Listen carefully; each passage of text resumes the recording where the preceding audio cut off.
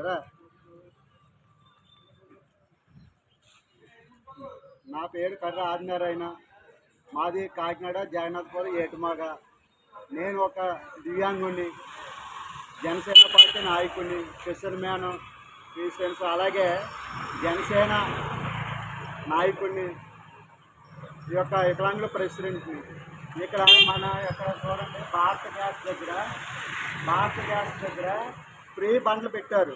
Free బండ్లు పెడితే వాళ్ళు ఏమన్నారంటే, బుక్ చేసుకున్న తర్వాత డబ్బులు కట్టాలి, తర్వాత 24 గంటలు కానీ 48 గంటల్లో కానీ మీకు డబ్బులు పడతాయన్నారు.